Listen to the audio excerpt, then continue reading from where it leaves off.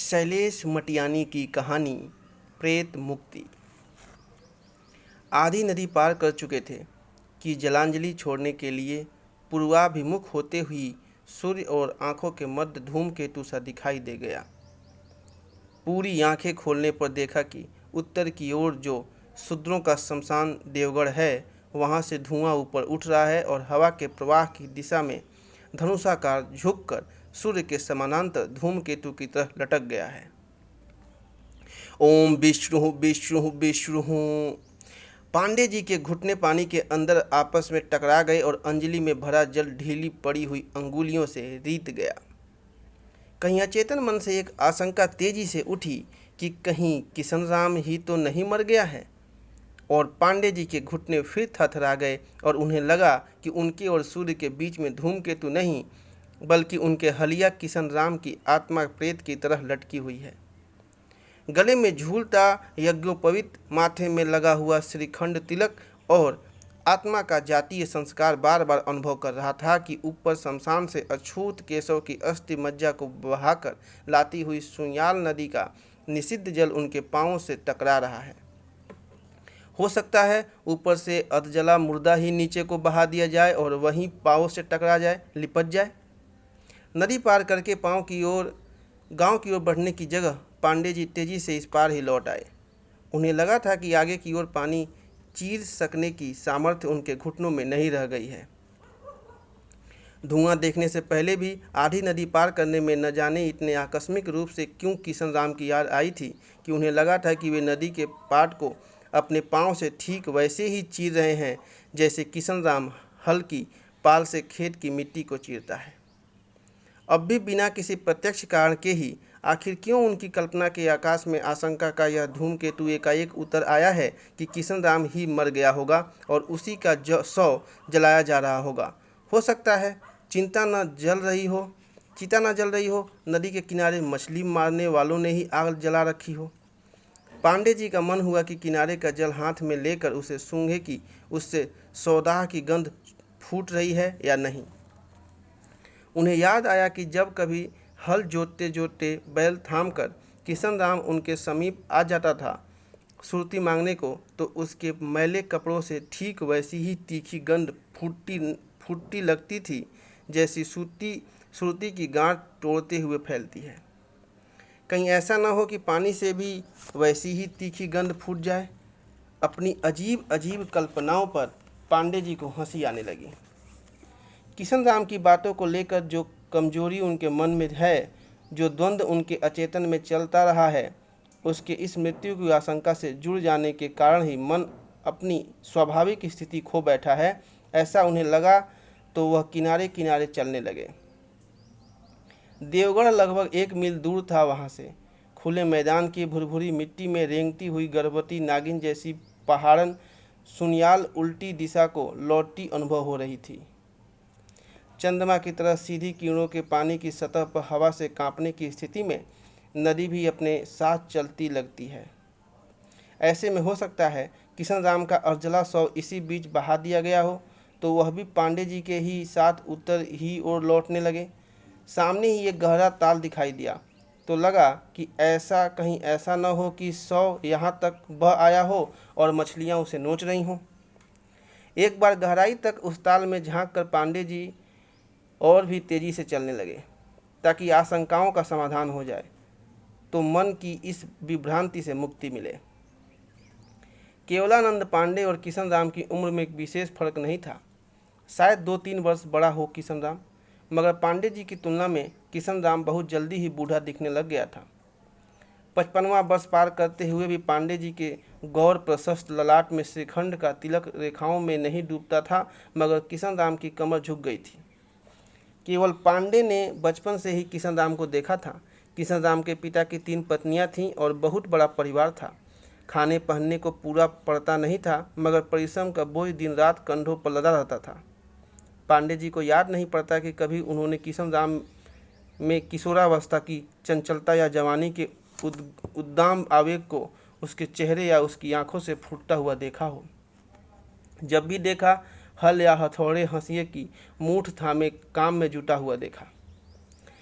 किशोरावस्था गांव में गुजार कर मिडिल पास करके पांडे जी पहले मामा के यहाँ नैनीताल और फिर वहाँ से अपनी वाग्दत्ता के पिता के पास जाकर बनारस पढ़ने चले गए थे।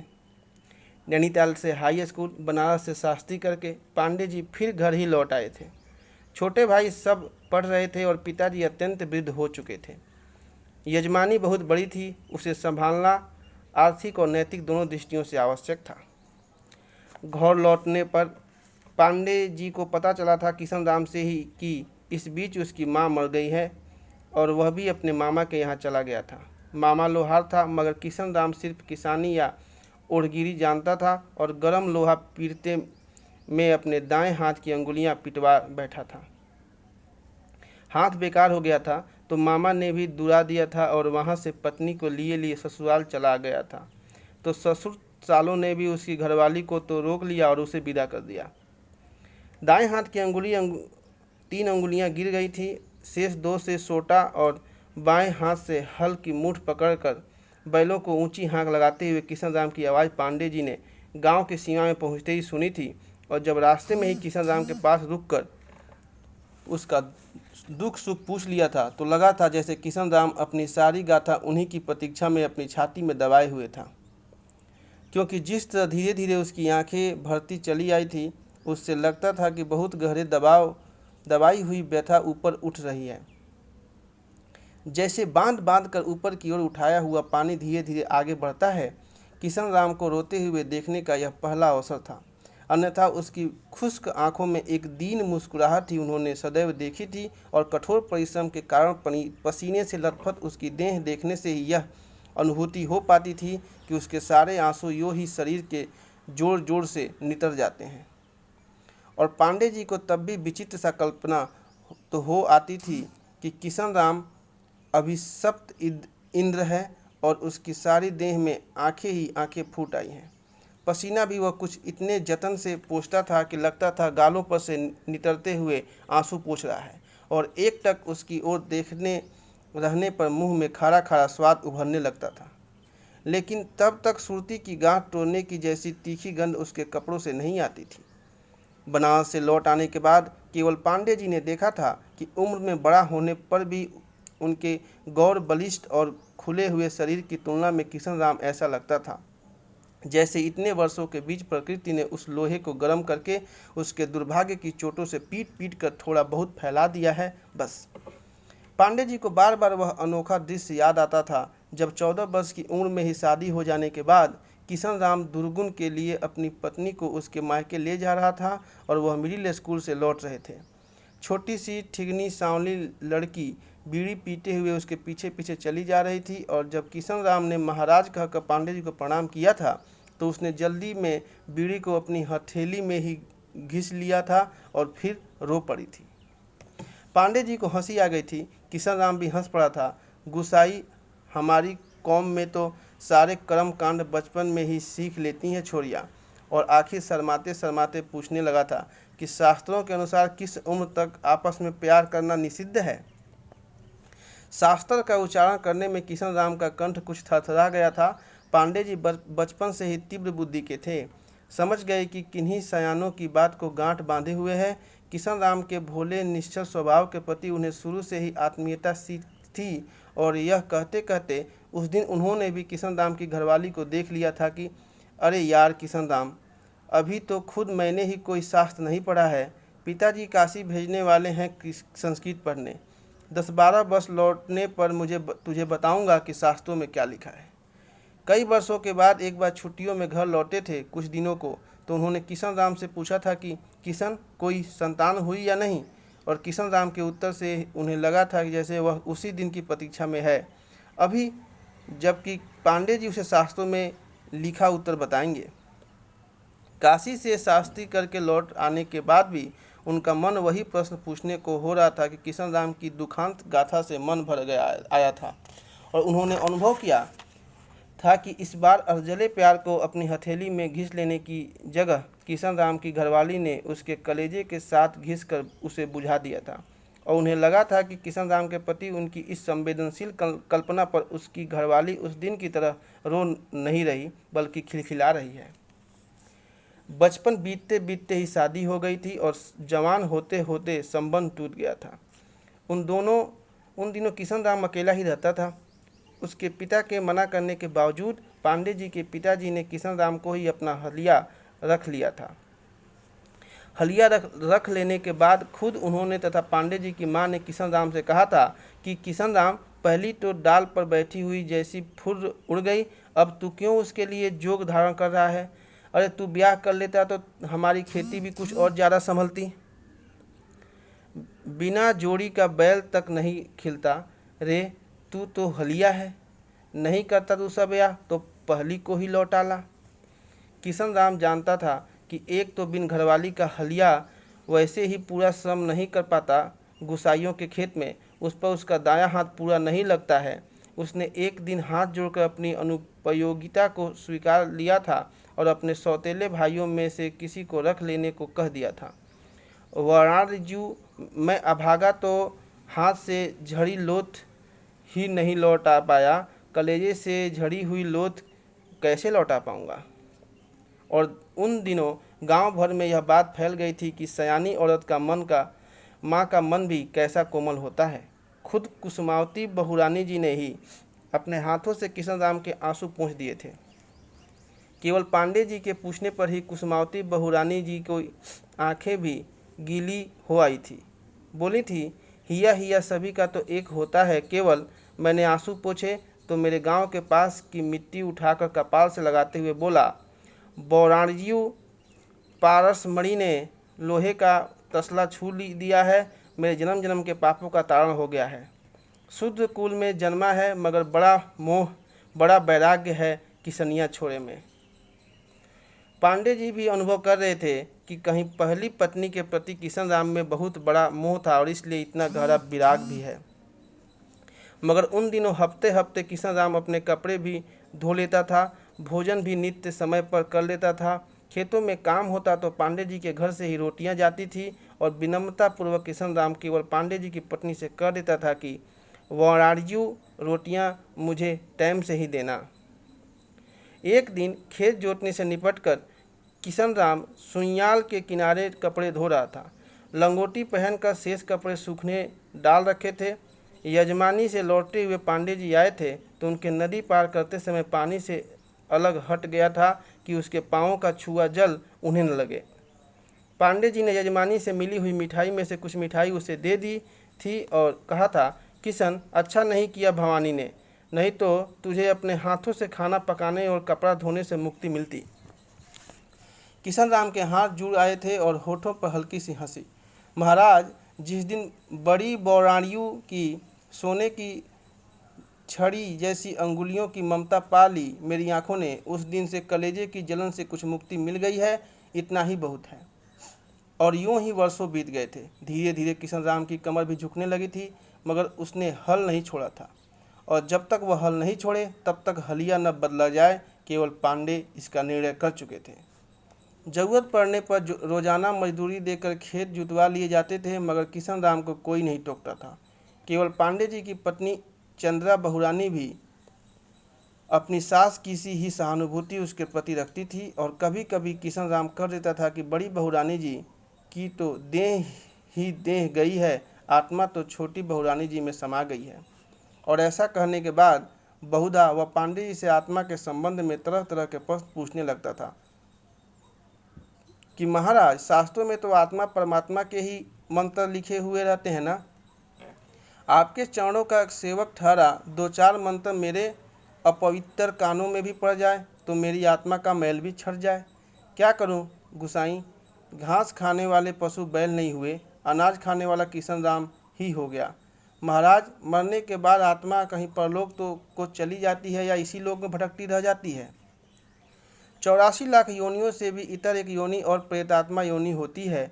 यह जानने के बाद से किशन राम और भी अधिक जिज्ञासु हो गया था कि आत्मा की इच्छा न होने पर भी क्या देह मात्र की इच्छा से भी प्रेत योनि मिल सकती है। जब यजमानी में नहीं जाना होता तो पांडे जी खेतों में चले जाते थे। उन्हें इस बात का बोध भी था कि जब चंद्रा बहुरानी खेतों में होती है तो किशन राम एकदम दत्तचित होकर काम करता रहता है, मगर जब पांडे जी खुद होते हैं तो बार बार सुरती मांगने के बहाने उनसे तरह तरह की बातें पूछने लगता है। फिर भी पांडे जी किशन राम के प्रति कठोर नहीं हो पाते थे। जैसी बहकी बहकी बातें वह इन दिनों करता था, उससे लगता था कि किशन राम की चेतनाएं बहुत जल्दी जल्दी अंतर्मुखी होती जा रही हैं। उसकी खुश्क आंखें इतनी धंस गई थी कि अंदर की मरने के बाद तालाब में डूबी हुई मछली जैसे कोई चीज़ उनमें चमकती लगती थी, और पांडे जी को लगने लगा था कि यह उसकी मृत्यु का पूर्वाभास है। औरत संतानहीन लोगों की इस लोक से मुक्ति नहीं हो पाती है, और वे रात रात भर मसाले हाथ में लिए अपने लिए पत्नी और संतति खोजने की तृष्णा लिए कायाहीन प्रेत रूप में भटकते रहते हैं। ऐसा कभी पांडे जी ने ही उसे बताया था। साथ ही यह भी बताया था कि उच्च जाति के लोग जो प्रेत योनि में ज़्यादा नहीं जाते हैं, औरत संतति से वंचित रहने पर भी उसका कारण यह है कि उनकी सद्गति शास्त्रोक्त पद्धति से हो जाती है। और यह सब कुछ जानने के बाद से किशन राम निरंतर उनसे तरह तरह के प्रश्न पूछता रहता था।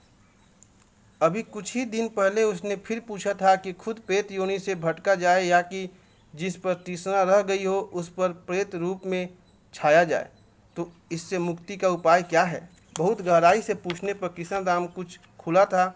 महाराज, आप तो मेरे इष्ट देवता सरीखे ठहरे, आपसे क्या छिपाना।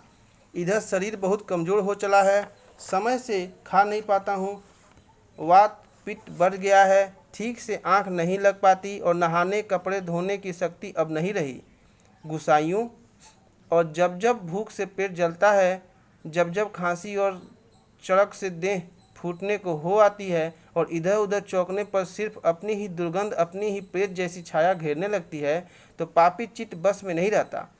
गुसाइयों, जिसे जवानी के दिनों में कभी गाली नहीं दी, उसे अब मरते समय न जाने कैसी कैसी भयंकर और पलीत गालियां बकने लग जाता हूँ। आत्मा फांसी के फंदे पर लटकी हुई धिक्कारती रहती है कि किशन राम अब मसान धार की तरफ जाते हुए अपनी घरवाली को राण पतार मत कह रे कसाई।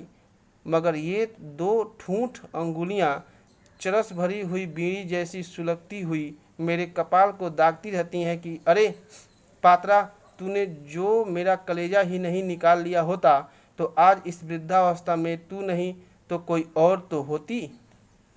किशन राम, भवानी को तू भला नहीं है रे।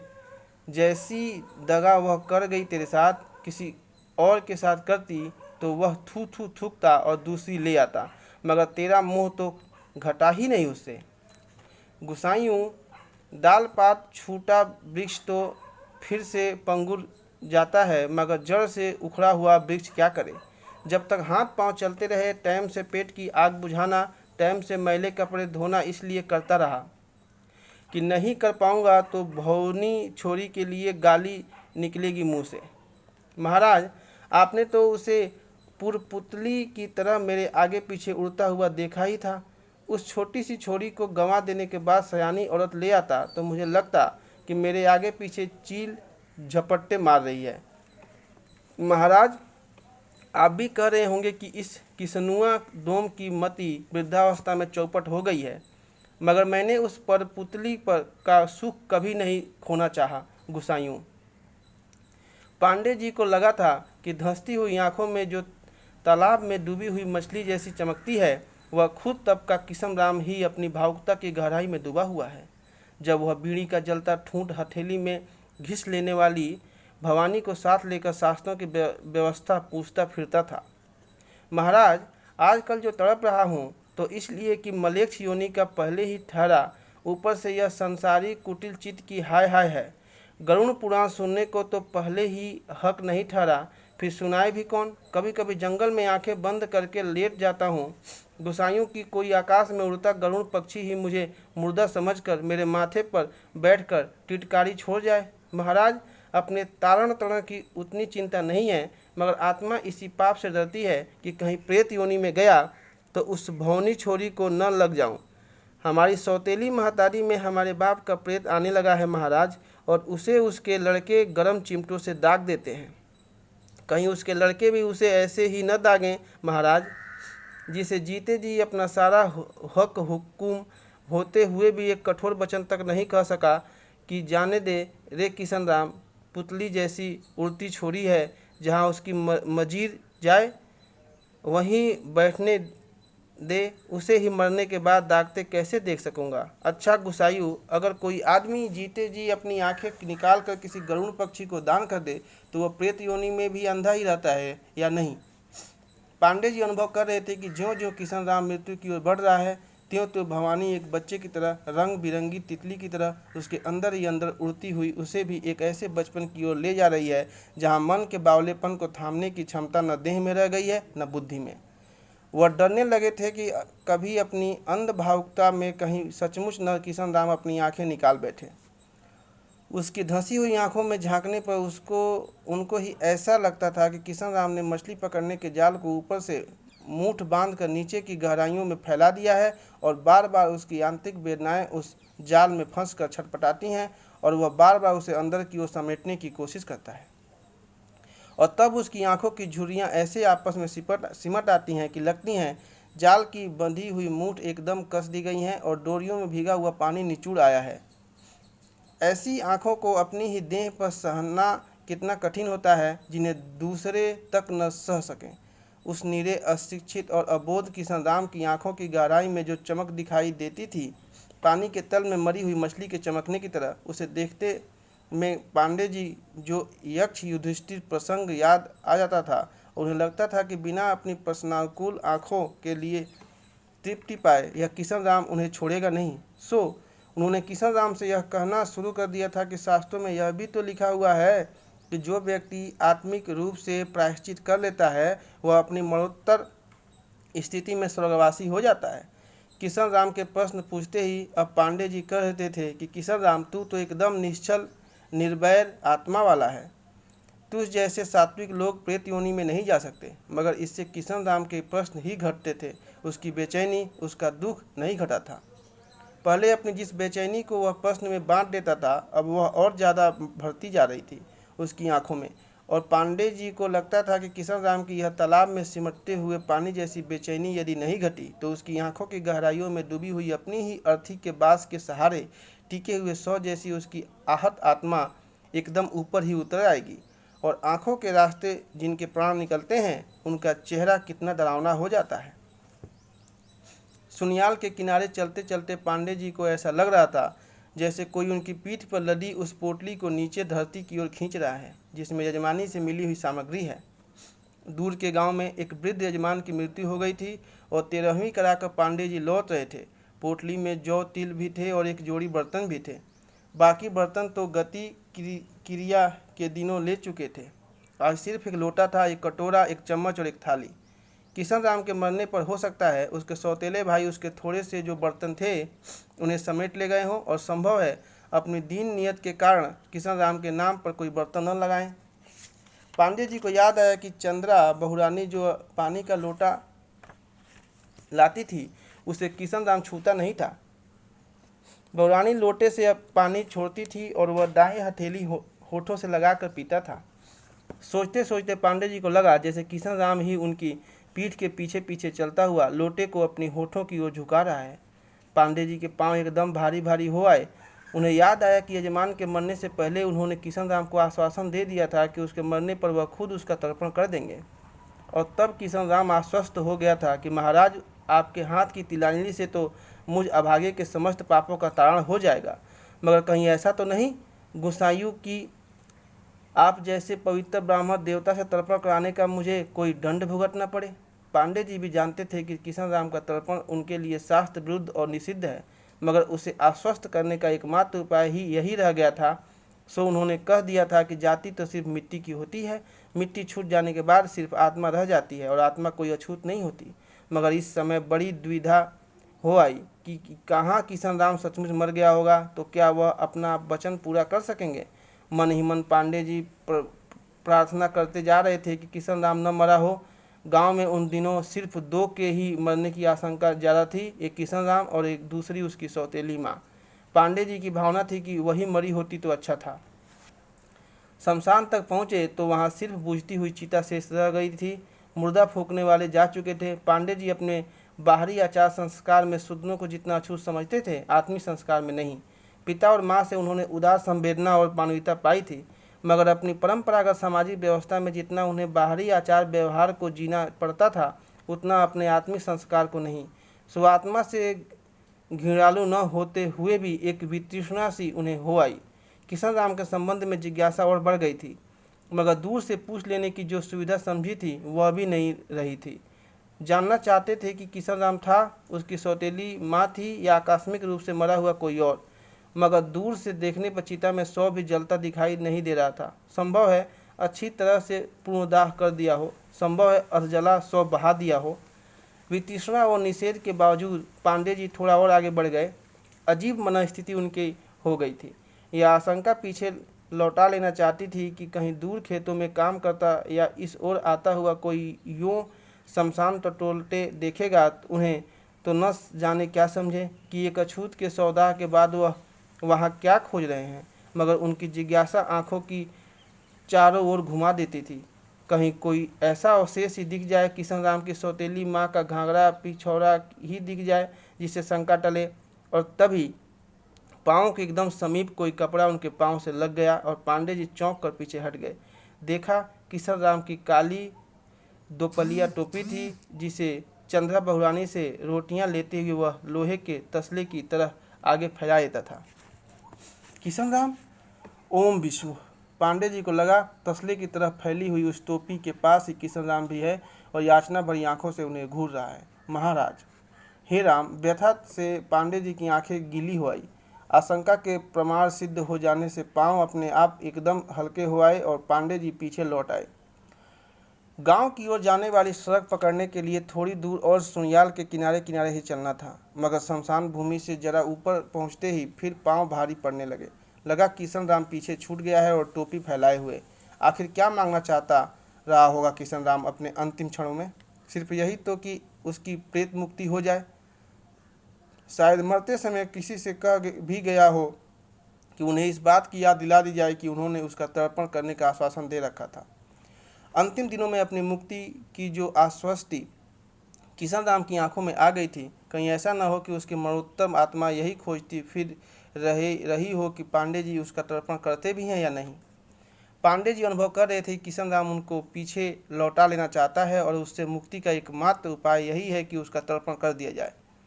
अपने मन की तमाम दुविधाओं से मुक्ति का यही मार्ग शेष था, मगर जाति बिरादरी के लोगों की जानकारी में तो कुछ भी करना संभव नहीं। यहाँ इस सुयाल घाटी के एकांत में तो सिर्फ वही ईश्वर साक्षी रहेगा जिसके लिए मनुष्य सब एक हैं। मगर एकदम शमशान के समीप ही तर्पण करने से आता जाता प्रश्नवाचक आंखों से घूरने लगेगा और कोई कहीं यह अफवाह ही न फैलाए कि पैसे की लोभी ब्राह्मण अब चोरी चोरी से शूद्रों का पौरोहित्य भी निभाने लग गए हैं। थोड़ी ही ऊपर एक पतली धारा सुयाल से मिल रही थी। पांडे जी आगे बढ़े और संगम के पास एक ऊंची शिला पर पोटली रख दी। पोटली खोलने में लोटा लुढ़क पड़ा। पांडे जी का मन भर आया। जल भरकर लोटा उन्होंने नदी किनारे की मिट्टी में वेदी जैसी बनाकर रख दिया। जिंदगी भर जो तो यजमानों की हथेली से दान ही ग्रहण किया है, आज थोड़ा सा दान उनके अपने सेवक के नाम पर स्वयं भी क्यों न कर लें। मन के उदार होते होते पांडे जी यह भी भूल गए कि वह एक शुद्ध का तर्पण कर रहे हैं। थाली गिलास और कटोरा भी उन्होंने निकाल लिया। थाली में जौ तिल डाल लिए, थोड़ा सा कुश भी बीन लियाए और सारी सामग्री ठीक कर लेने के बाद पहली तिलांजलि देने के लिए किशन राम प्रेम प्रेतार्थ कहते कहते उनका मन हो आया कि शमशान के पास पड़ी हुई किशन राम की टोपी उठा लाएं और उसी में जौ तिल छोड़ दें।